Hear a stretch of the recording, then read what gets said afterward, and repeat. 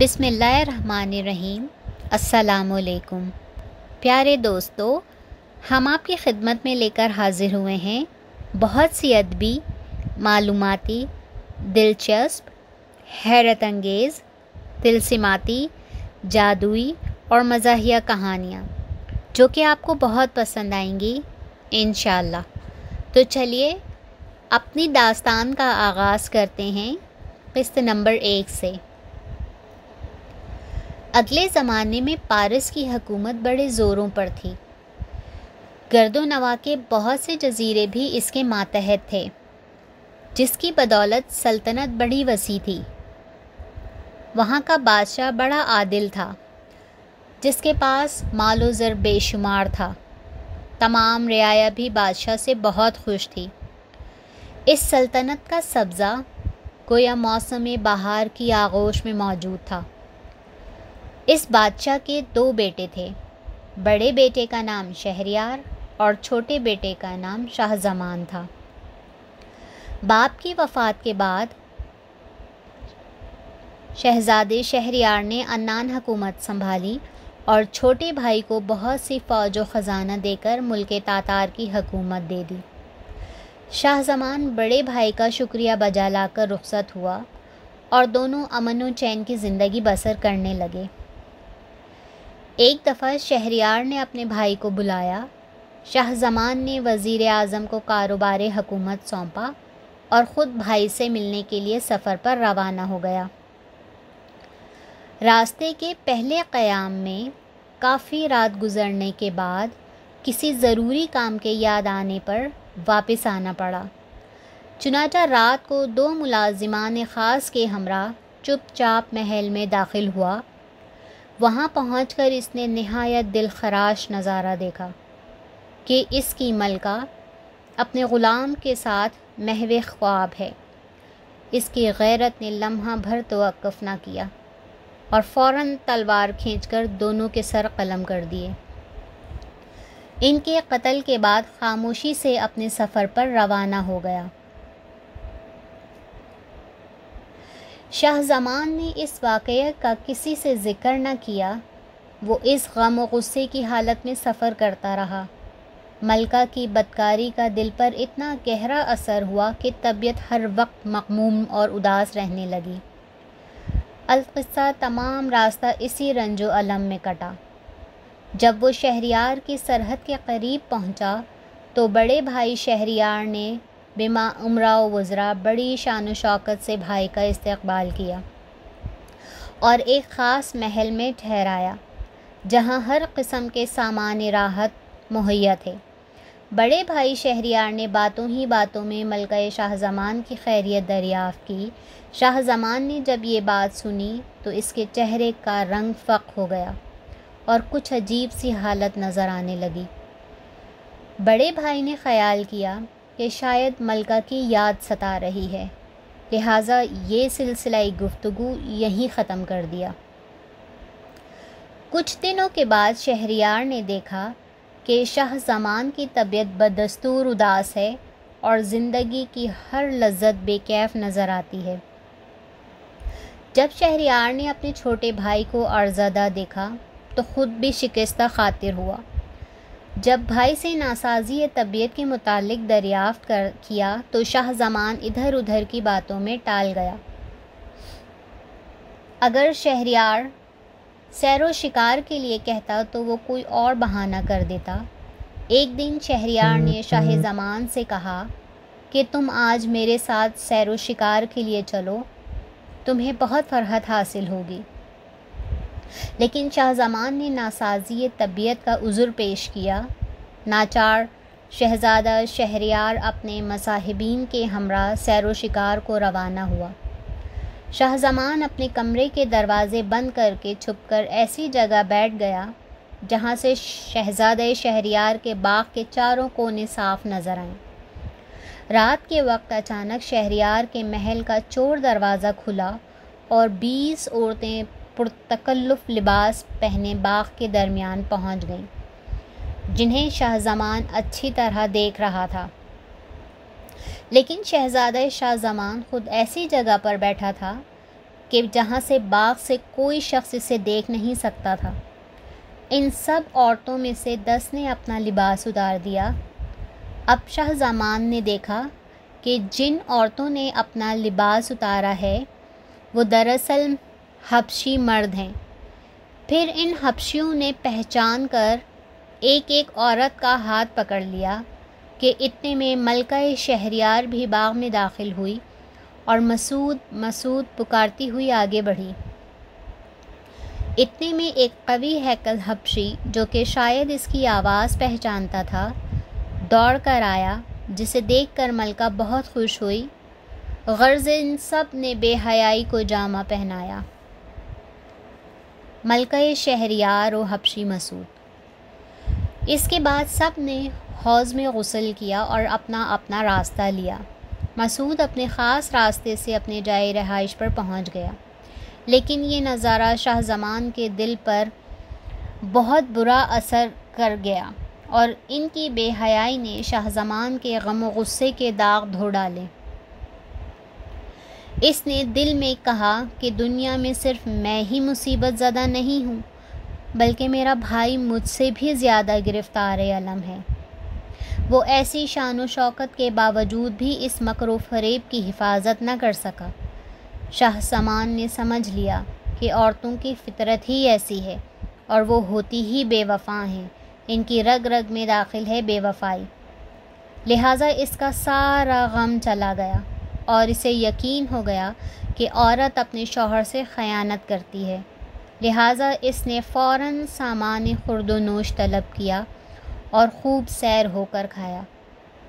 جس چہرے پر ہر وقت حسرت و غم برستا تھا، اب اس پر فارغ البال کی سرخی ناچنے لگی، اور جو چہرہ غمزدہ معلوم ہوتا تھا اس پر بہار کی رنگینی برسنے لگی، اور چند دنوں میں صحت کلی حاصل ہوئی اور خوش و خرم نظر آنے لگا۔ چند روز کے بعد جب شہزادہ شہریار شکارگاہ سے واپس آیا تو چھوٹے بھائی کی حالت میں نمایاں تبدیلی دیکھ کر باغ باغ ہو گیا۔ دونوں بھائی بڑے پیار و محبت کی باتیں کرنے لگے۔ الغرض شہریار نے بھائی کی طبیعت میں غیر معمولی تبدیلی دیکھ کر تعجب ظاہر کیا اور پوچھا کہ یہ کیا راز ہے؟ جب تم آئے تھے تو تمہاری طبیعت بہت مغموم تھی، لیکن اب تمہاری طبیعت پرسکون نظر آتی ہے۔ اب مجھے بتاؤ کہ اس کی کیا وجہ ہے؟ پہلے تو شاہ زمان نے اسے ٹالنے کی کوشش کی، لیکن جب حد سے زیادہ بھائی کا اصرار بڑھ گیا تو شاہ زمان نے سارا قصہ کہہ سنایا۔ شہریار کی آنکھوں میں اندھیرا چھا گیا اور کہا کہ میں اپنی آنکھوں سے بھی دیکھنا چاہتا ہوں۔ تب شاہ زمان نے کہا کہ کسی روز آپ شکار پر جانے کا اعلان کریں اور آپ روانہ بھی ہو جائیں، اور پھر رات کو اچانک محل میں واپس آ کر یہ تماشا اپنی آنکھوں سے دیکھ لیجیے۔ چنانچہ اسی طے شدہ انتظام پر عمل کیا گیا اور دونوں بھائی رات کے وقت حسب دستور باغ میں بیٹھ گئے، جہاں سے انہیں کوئی نہیں دیکھ سکتا تھا۔ حسب دستور چور دروازہ کھلا اور ملکہ پروگرام تمام ساتھیوں کے ہمراہ آ گئی اور پہلے کی طرح عیش کر کے چلی گئی۔ شہریار کی دنیا اندھیر ہو گئی۔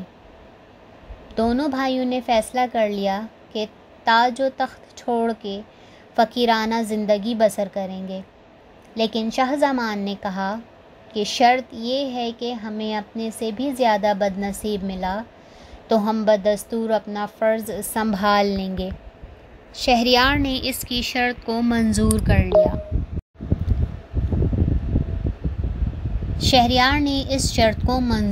لیا۔ چنانچہ دونوں بھائی رات کو جنگل کی طرف نکل گئے۔ کافی فاصلہ طے کرنے کے بعد وہ ایک وسیع النظر مرغزار میں پہنچے اور سستانے کے لیے ایک درخت کے نیچے بیٹھ گئے۔ یہ درخت برلب دریا تھا۔ ابھی ان کو بیٹھے ہوئے تھوڑی دیر ہی گزری تھی کہ دریا سے ایک خوفناک آواز سنائی دی، جسے سن کر دونوں بھائیوں کے دل دہل گئے۔ دیکھتے ہی دیکھتے دریا کے پانی سے ایک سیاہ رنگ کا ستون نکلنے لگا اور اس قدر بلند ہوا کہ آسمان تک پہنچ گیا۔ یہ دیکھ کر دونوں بھائی درخت پر چڑھ گئے۔ پھر کیا دیکھتے ہیں کہ وہ ستون ایک خوفناک جن کی صورت میں تبدیل ہو گیا، جس کے سر پر ایک بہت خوبصورت اور مضبوط صندوق ہے۔ وہ جن بما صندوق اسی درخت کے نیچے آیا اور صندوق کھولا۔ اس میں سے ایک نہایت ہی خوبصورت اور خوش پوش عورت نکلی۔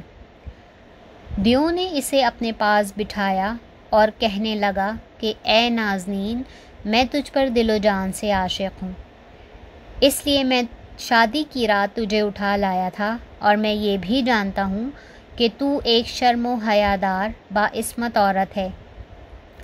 اس وقت تو مجھے نیند آ رہی ہے، میں چاہتا ہوں کہ تھوڑا سا آرام کر لوں۔ یہ کہہ کر اس عورت کے زانوں پر سر رکھ کر سو گیا اور خراٹے لینے لگا۔ اچانک اس عورت کی نظر دونوں شہزادوں پر پڑی، جہاں یہ دونوں بھائی بیٹھے تھے۔ فوراً اشارے سے عورت نے بلایا کہ نیچے اتر آؤ، ورنہ میں ابھی دیو کو جگا دوں گی۔ شہزادوں نے اشارے کیے کہ ہمیں معاف کر دو۔ دیو کا سر عورت نے آہستہ سے زمین پر رکھا اور انہیں دھمکی دی کہ میرے پاس آؤ، ورنہ تمہیں مروا دوں گی۔ یہ سن کر وہ چپکے سے عورت کے پاس آئے۔ عورت نے دونوں کو دادے عیش پر مجبور کیا۔ وہ ڈر کے مارے عورت کی بات مانتے رہے۔ فراغت کے بعد عورت نے دونوں کی انگوٹھیاں لے لیں اور صندوق سے ایک دھاگا نکالا جس میں بہت سی انگوٹھیاں تھیں۔ ان کو بھی اس میں پرو لیا اور کہنے لگی کہ یہ دیو بیوقوف ہے اور یہ اپنے انتظام پر بہت خوش ہے، لیکن میں اس کی کڑی نگرانی کے باوجود بھی آج تک پورے 300 جوانوں سے مل چکی ہوں، جن میں تم بھی شامل ہو، جن کی یہ انگوٹھیاں ہیں جو کہ بطور نشانی میرے پاس موجود ہیں، اور یہ کمبخت دیو مجھے سمندر میں چھپائے رکھتا ہے تاکہ باعصمت رہوں، لیکن جب میرا جی چاہتا ہے تو میں اپنی خواہش پوری کر لیتی ہوں اور اسے خبر تک نہیں ہونے دیتی۔ اس کے بعد اس نے شہزادوں کی طرف اشارہ کیا کہ اب کہیں بھاگ جاؤ، اور خود اپنی جگہ پر آ کر بیٹھ گئی۔ یہ واقعہ دیکھ کر شہزادے بہت حیران ہوئے اور حسب وعدہ یہ سوچ کر کہ اس دیو کی مصیبت ان سے زیادہ ہے، اپنے دارالحکومت کی طرف متوجہ ہوئے۔ شہریار نے محل میں آتے ہی ملکہ کو بما خواصوں کے قتل کر دیا اور آئندہ کے لیے عہد کر لیا کہ ہر شب کسی نئی عورت سے نکاح کرے گا اور باعث مکر و فریب صبح ہی اسے قتل کر دے گا۔ الغرض اس تجویز کے بعد شہریار نے شاہ زمان کو تحائف دے کر رخصت کیا اور اپنے اس عمل کو عملی جامہ پہنانے لگا۔ چند روز میں اپنے امراء و اکابرین کی لڑکیوں کو یکے بعد دیگرے ختم کرنے لگا۔ بہت سے لوگ تو ملک ہی چھوڑ کر چلے گئے۔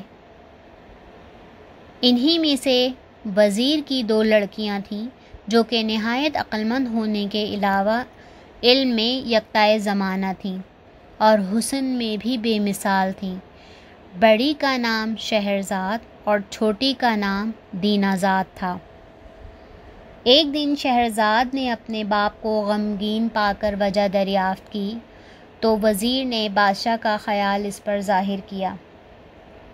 شہرزاد نے کہا، میں بھی مدت سے بادشاہ سے نکاح کی آرزومند ہوں، مجھے امید ہے کہ آئندہ اس کے ظلم کو نیست و نابود کرنے میں کامیاب رہوں گی۔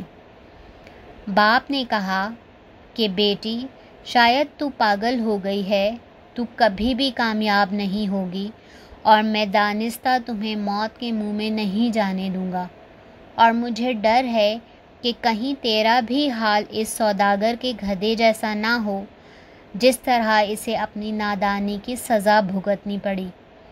شہرزاد نے کہا کہ ابا حضور، مجھے اس گدھے کی حکایت سنائیے کہ وہ کیا ہے، اور وزیر نے یوں بیان کرنا شروع کیا۔ نادان گدھا اور بیل۔